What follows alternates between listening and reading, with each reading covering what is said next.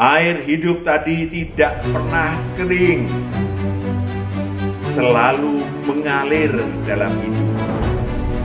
Kalau saudara taat lahir baru, lahir kembali, kemudian mau digembalakan oleh sang anak domba. Ya Allah itu roh, gembala dengan roh kita, nanti Tuhan akan memberikan kebenaran, syarat perdamaian. Nama kata lain adalah Salam saudaraku yang terkasih, kita jumpa lagi untuk membahas kehausan roh dan air hidup. Luar biasa, ini hal yang sangat-sangat ilahi. Tapi kita akan menyaksikan satu pujian terlebih dahulu, saudaraku yang kekasih.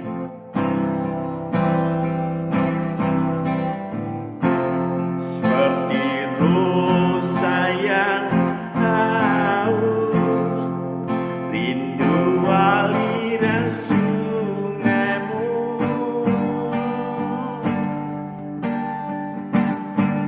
Hatiku tak tahan menunggumu.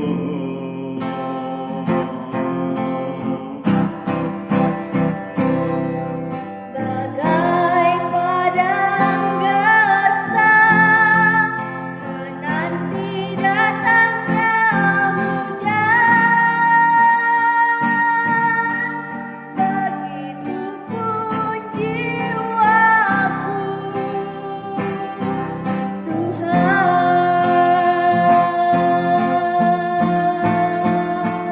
Hanya Engkau, oh, pribadi yang mengenyang hatiku. Tiada yang tersembunyi bagimu. Seluruh isi hatiku Kau tahu. Dan bawaku untuk lebih dekat lagi padamu, tinggal dalam indahnya dekapan kasih-Mu.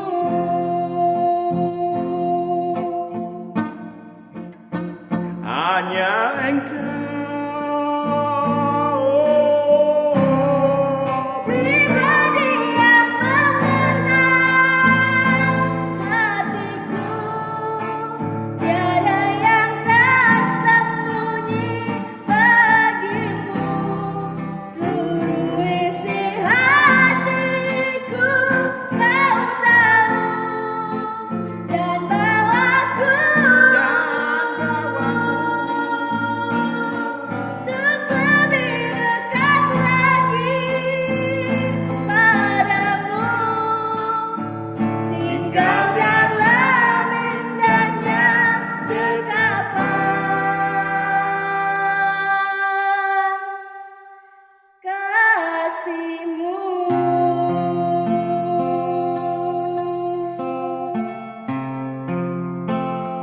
Tinggal dalam indahnya dekapan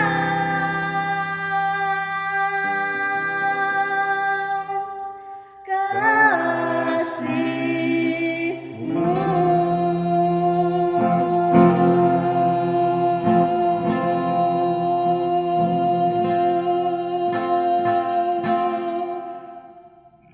roh seperti halnya dengan tubuh dan jiwa. Bagi manusia mengalami kehausan, karena air dibutuhkan agar fungsi organ dalam tubuh manusia dapat berjalan dengan baik. Maka secara umum tanpa minum manusia cuma bertahan 3 hari. Ya, tentu tergantung situasi, apakah di Tibet ataukah di tempat yang panas, itu tentu berbeda. Tapi katakanlah sekitar 3 hari. Akibat kehausan roh tentunya lebih parah lagi, saudaraku yang kekasih. Sekali lagi saya harus garis bawahi, lebih parah lagi kehausan roh.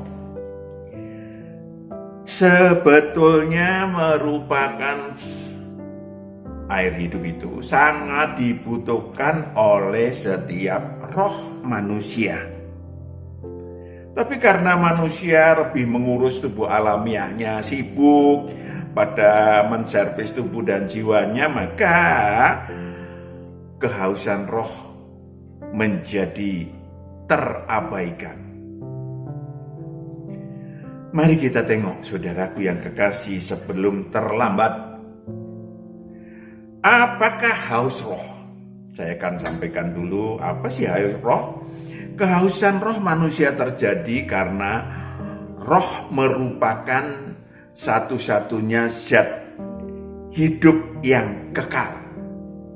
Ya, tubuh alamiah kita nggak kekal, saudaraku yang kekasih, yang ada dalam tiap manusia. Sehingga roh selalu aktif. Manusia adalah makhluk dinamis. Maka roh selalu aktif untuk mencari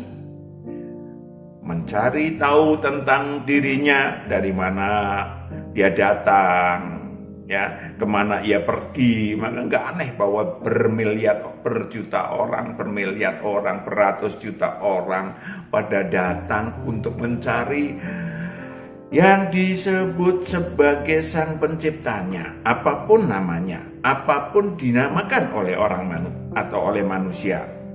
Saudaraku yang kekasih, mereka akan mencari. Karena apa? Karena rohnya sebetulnya yang membutuhkan, yang haus roh. Ya, bagaimana mereka harus roh kita, mereka itu maksudnya roh manusia itu rindu untuk juga pulang ke tanah air. Saudaraku yang kekasih, masih banyak lagi aneka jenis minuman roh, ya, aneka jenis minuman roh juga seperti juga analoginya aneka jenis minuman jasmaniah, aneka kebenaran untuk dipelajari, itu anekanya.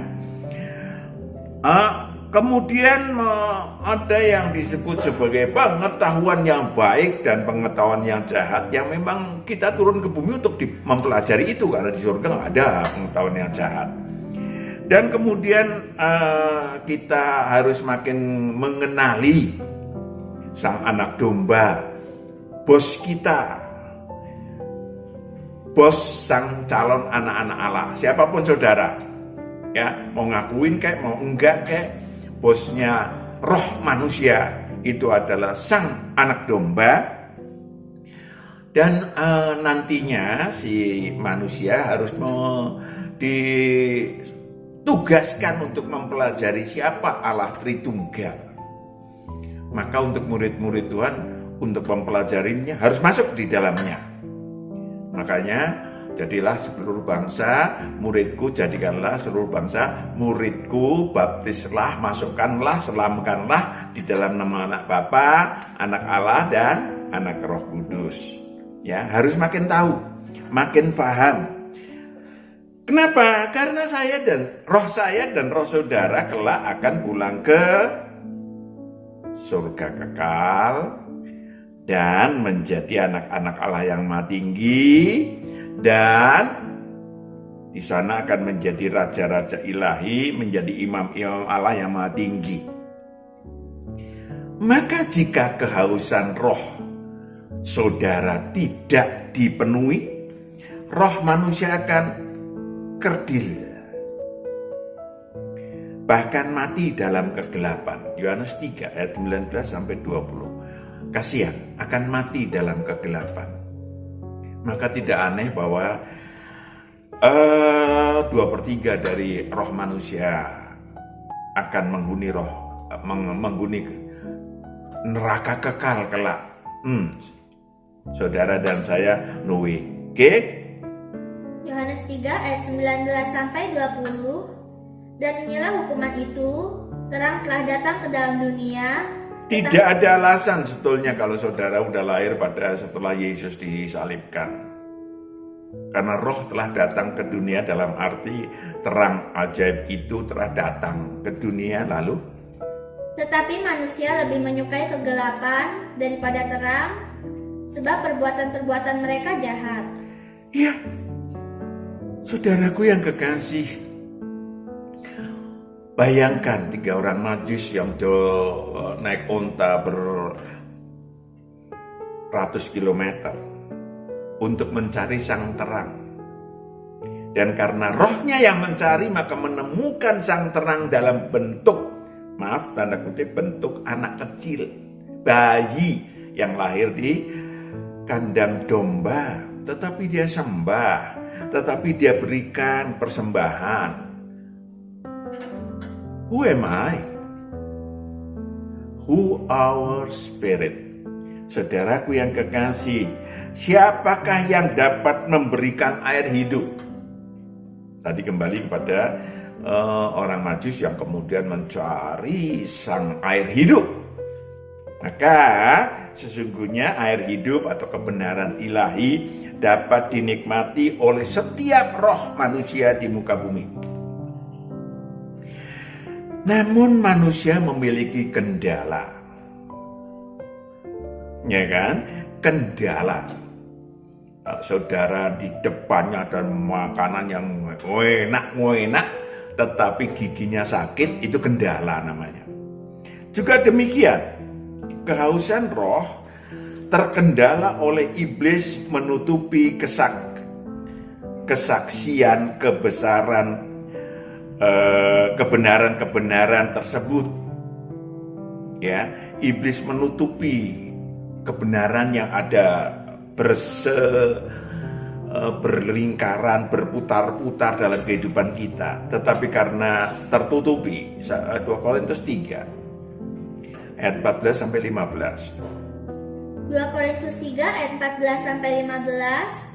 Tetapi pikiran mereka telah menjadi tumpul, sebab sampai pada hari ini selubung itu masih tetap menyelubungi mereka. Pikiran mereka menjadi tumpul, mungkin pinter, IQ-nya tinggi, tetapi tumpul ilahi.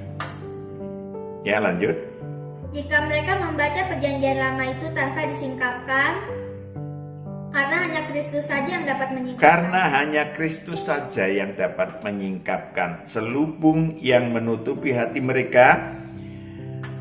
Matius 13 ayat 19. Atau iblis merampas, baru mau masuk, baru mau mencicipi, lagi oles-oles di depan mulut. Lanjut. Matius 13 ayat 19. Kepada setiap orang yang mendengar firman tentang kerajaan sorga, tetapi tidak mengertinya. Tidak ngerti. Terus? Datanglah si jahat dan merampas yang ditaburkan dalam hati orang itu. Merampas, sehingga orang itu tidak pernah terpenuhi untuk kehausan rohnya. Saudaraku yang kekasih,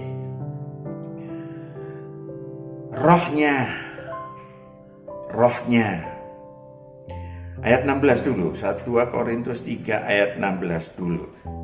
2 Korintus 3 ayat 16. Tetapi apabila hati seorang berbalik kepada Tuhan, apabila hati seorang berbalik kepada Tuhan, mencari sang pemberi air hidup, maka selubung itu diambil daripadanya. Lanjut. Sebab Tuhan adalah roh, dan di mana ada roh Allah, di situ ada kemerdekaan. Ada kemerdekaan. Roh si manusia dimerdekakan.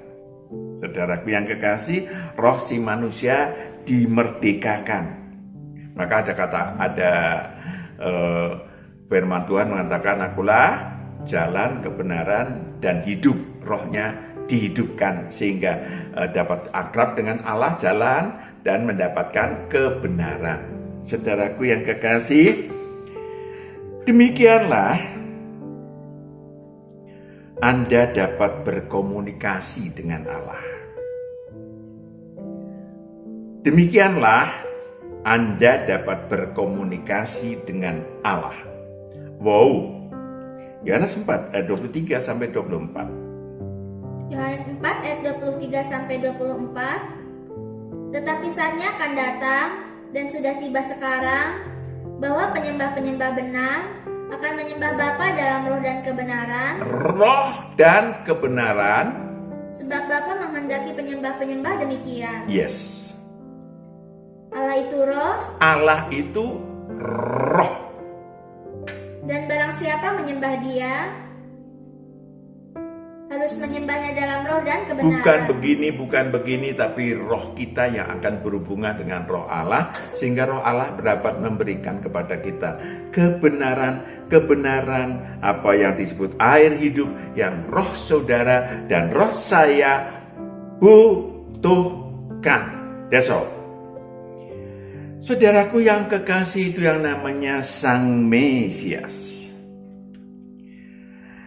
Yang kedua, tatkala si manusia bertobat total, ya, maka kemudian tadi selubungnya dia hapuskan, lahir kembali, ya kan, oleh sang anak domba, lalu digembalakan secara pribadi.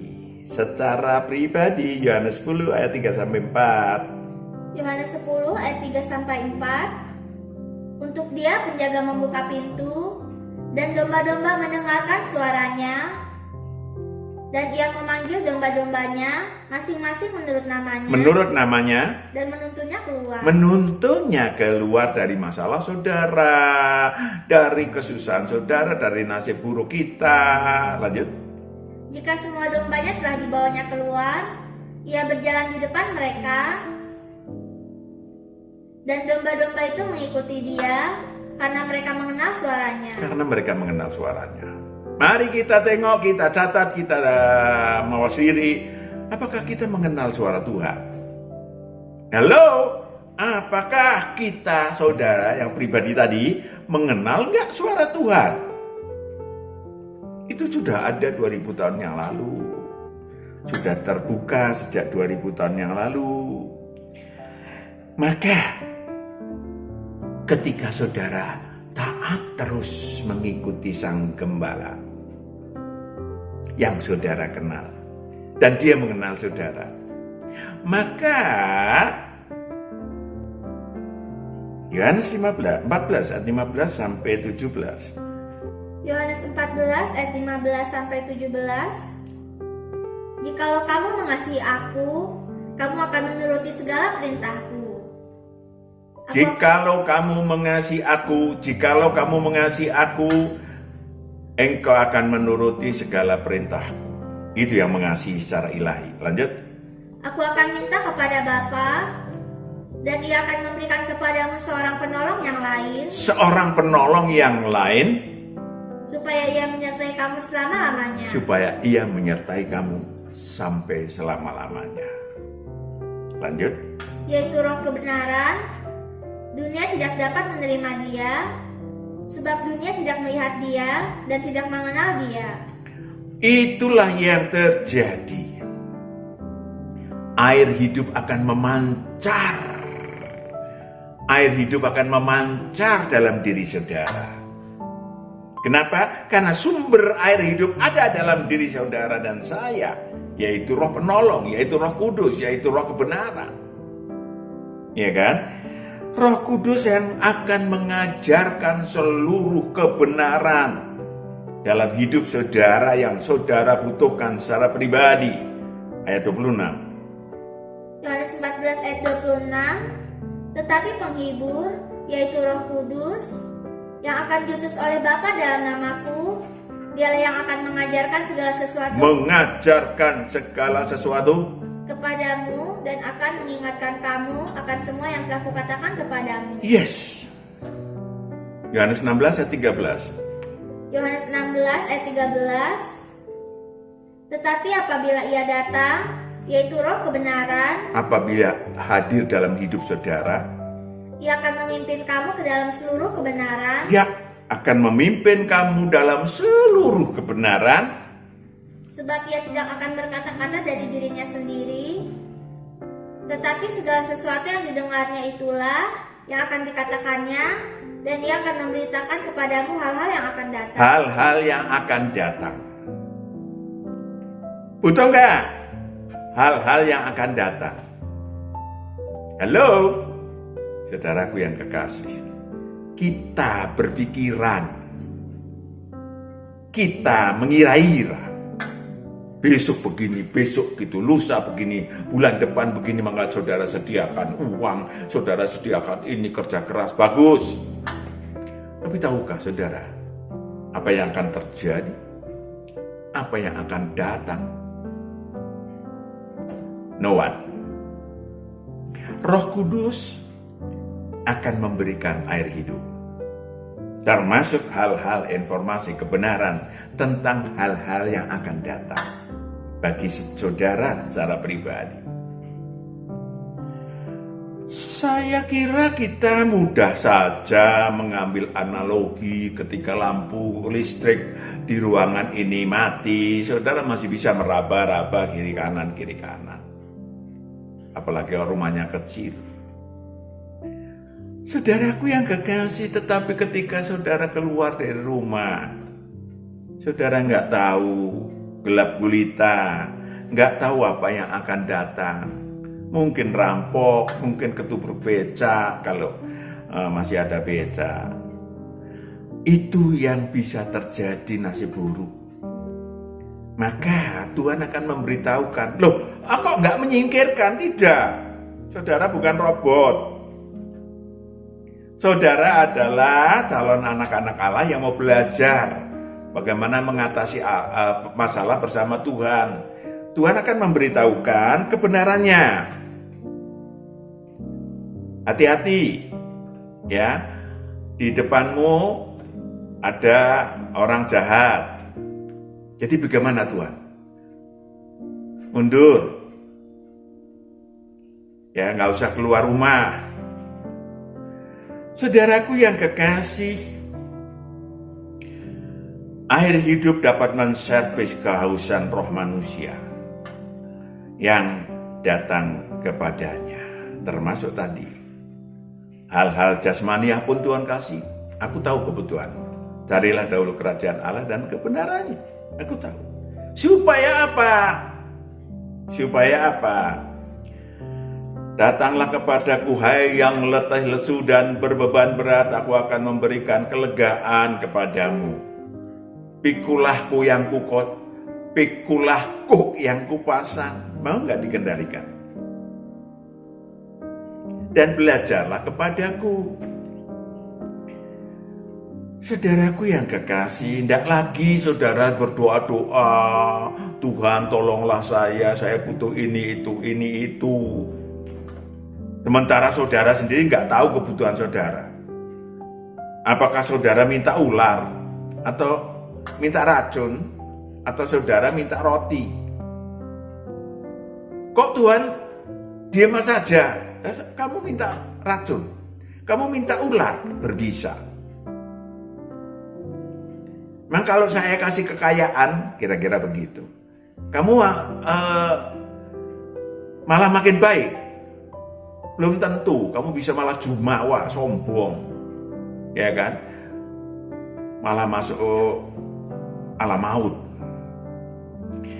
Saudaraku yang kekasih, ya, air hidup tadi tidak pernah kering, selalu mengalir dalam hidup. Kalau saudara taat lahir baru, lahir kembali, kemudian mau digembalakan oleh sang anak domba, kamu mentaati, Tuhan akan memberikan penolong. Wow, indahnya. Tapi repotnya adalah syaratnya berat, saudara. Tapi jangan Pak Matius bilang berat nanti jadi pesimis, apatis. No. Maksudnya banyak orang megalomani, saya sudah nanti dulu. Syaratnya itu berat, ya, harus lahir kembali, bertobat, melepaskan dosa-dosa dengan kejahatannya, lepaskan dulu, ya. Yohanes 4 ayat 15 sampai 18. Yohanes Yohanes 4 ayat 15 sampai 18. Kata perempuan itu kepadanya, "Tuhan, berikanlah aku air itu supaya aku tidak haus Berilah aku air itu supaya aku tidak haus." dan tidak usah datang lagi ke sini untuk menimba air." Iya, pakai logika dan emosi itu perempuan Samaria. Lanjut. Kata Yesus kepadanya, "Pergilah, panggillah suamimu dan datang ke sini." Panggillah suamimu dan datang ke sini. Lanjut. Kata perempuan itu, "Aku tidak mempunyai suami." Kata Yesus kepadanya, "Tepat katamu bahwa engkau tidak mempunyai suami." Tuhan akan membuka borok-borok si manusia. Kalaupun manusia masih nutup-nutupin. Lanjut. Sebab engkau sudah mempunyai 5 suami, Engkau sudah mempunyai 5 suami. dan yang ada sekarang padamu bukanlah suamimu. Bukan suamimu. Dengan kata lain kau kumpul kebo. Ya, lanjut. Tapi dia menjawab apa? Aku tidak punya suami. Wah, betul, jujur. Lanjut. Dalam hal ini engkau berkata benar. Iya. Lanjut. Kata perempuan itu kepadanya, "Tuhan, nyata sekarang padaku bahwa engkau seorang nabi." Ya, kenal kagak? Karena Yesus orang Yahudi yang tidak bergaul dengan orang Samaria. Maka ya, kemudian perempuan itu kembali membongkar isi hatinya dan mengatakan bahwa engkau Tuhan, engkau nabi yang akan datang. Dan kemudian, saudaraku yang kekasih, itu Tuhan akan menampung manusia-manusia yang datang kepadanya, yang haus kebenaran. Halo? Terakhir, kerajaan Allah di bumi. Wah, kita bongkar lagi nih. Saudaraku yang kekasih, sejak 2000 tahun yang lalu, Sang Mesias telah membuka kerajaan Allah di bumi, tempat manusia yang haus roh. Divine Cafe. Wah, elah, saya pakai kata Divine Cafe. Enggak ya, bukan cafe kali.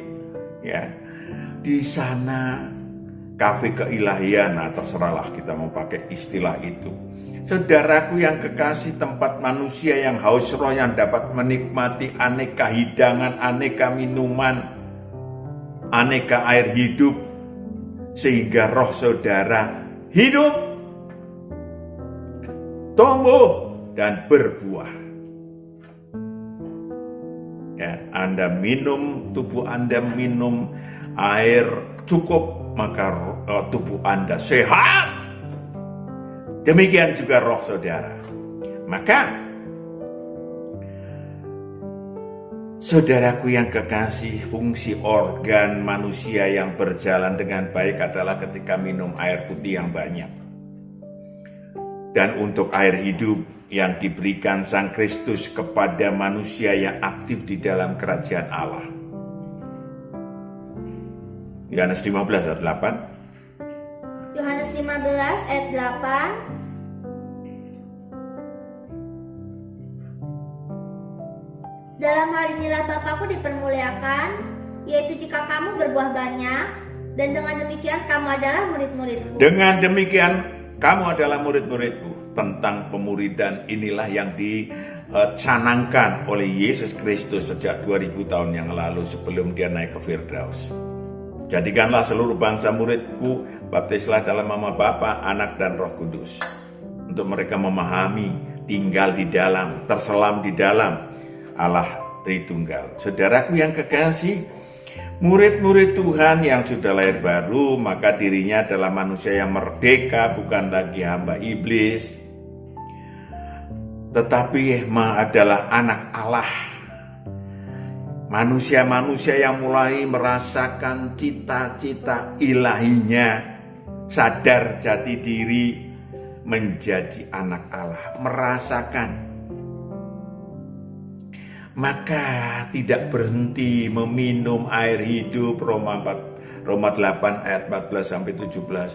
Tidak berhenti, mereka terus meminum air hidup. Roma 8 ayat 14 14-17, semua orang yang dipimpin Roh Allah Semua orang yang dipimpin Roh Allah adalah anak Allah. adalah anak Allah. Sebab kamu tidak menerima roh perbudakan yang membuat kamu menjadi takut lagi, Tidak lagi memiliki menjadi roh yang diperbudak iblis, tetapi kamu telah menerima roh yang menjadikan kamu anak Allah. Yes. Jelas? Lanjut. Oleh roh itu kita berseru, ya Aba, ya Bapa. Kita punya akrab dengan Allah. Ya Aba, ya Bapa. Dan ada jawaban. Allah itu roh, sembahlah dengan roh, dan kebenaran akan datang dalam hidup saudara. And then, Roh itu bersaksi bersama-sama dengan roh kita bahwa kita adalah anak-anak Allah. yes.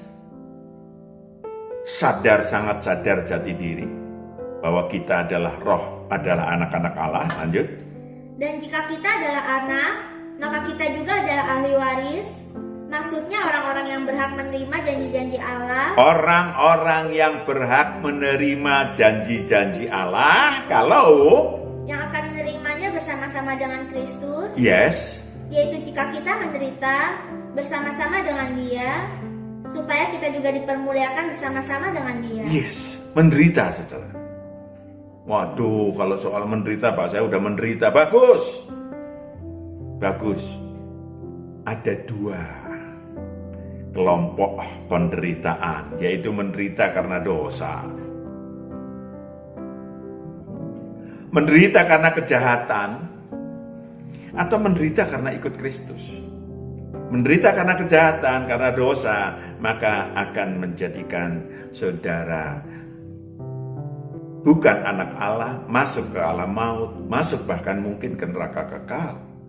Kalau saudara menderita bersama Allah, maka roh saudara menjadi anak Allah, saudara memiliki begitu banyak upah ilahi, roh saudara tumbuh dan berbuah, dan saudara memiliki hak untuk dipimpin Sang Kristus masuk ke surga kekal, masuk ke Firdaus kalau meninggal. Tinggal pilih, saudaraku yang kekasih. Maka jikapun tersedia aneka minuman yang sangat menyegarkan dan menggairahkan, tetapi Anda asik main game online, analogi, dalam hal ini aktivitas sekuler, ya, aktivitas duniawi. Matius 22 ayat 5-6, ayat 4 dulu. Matius 22 ayat 4-6. Ia menyuruh pula hamba-hamba lain, pesannya, katakanlah kepada orang-orang yang diundang itu, sesungguhnya hidangan telah kusediakan, lembu-lembu jantan dan ternak piaraanku telah disembelih, semuanya telah tersedia. Semuanya telah tersedia di dalam kerajaan Allah. Datanglah ke perjamuan kawin ini. Tetapi orang-orang yang diundang itu tidak mengindahkannya. Ada yang pergi ke ladangnya, Ada yang ngurus hal-hal yang sekuler doang. ada yang pergi mengurus usahanya. Usahanya, ladangnya, semuanya hanya urusan tubuh alamiah. Lalu Dan yang lain menangkap hamba-hambanya itu, menyiksanya dan membunuhnya. malah ada yang menikmati kejahatannya. Sehingga ayat 11-14. Matius 22 ayat 11-14. Ketika raja itu masuk untuk bertemu dengan tamu-tamu itu, ia melihat seorang yang tidak berpakaian pesta. Orang yang tidak berpakaian pesta. Ada lagi yang diundang tapi cuman di dalamnya cuman kotor, tidak berpakaian pesta, tidak menyangkal diri, malah penuh kesombongan, penuh kenajisan. Lalu Ia berkata kepadanya, "Hai saudara, bagaimana engkau masuk kemari dengan tidak mengenakan pakaian pesta?" Tetapi orang itu diam saja. diam saja, tidak melakukan apa-apa di dalam kerajaan Allah. Lanjut. Lalu kata raja itu kepada hamba-hambanya, "Ikatlah kaki dan tangannya, dan campakkanlah orang itu ke dalam kegelapan yang paling gelap. Di sanalah akan terdapat ratap dan ketak gigi. Nasib tubuh rohaniahnya akan menjadi tragis, masuk ke siksa kubur atau dan alam maut, seperti orang-orang yang memang tidak peduli pada rohnya sendiri. Tergantung diri kita hari ini memilih. Mungkin saudara menderita, mari gantikan penderitaan itu menjadi kebahagiaan ilahi. Penderitaan jasmaniah menjadi kebahagiaan ilahi. Kebahagiaan ilahi juga ada memang seakan-akan penderitaan jasmani. Lalu masuk kerajaan Allah, tumbuh dan berbuah. Amin. Siap. Mari kita berdoa. Bapa, kami serahkan anak-anakmu yang terkasih, yang menyaksikan kebenaran-kebenaran ini. Mari Engkau yang memberikan air hidup kepada anak-anakmu, Engkau yang memimpin perjalanan hidup anak-anakmu, supaya anak-anakmu beroleh kebenaran-kebenaran dan berjalan bersama Tuhan di dalam sisa kehidupannya. Dalam nama Yesus kami serahkan kepadamu. Haleluya. Amin. Tuhan memberkati. Shalom.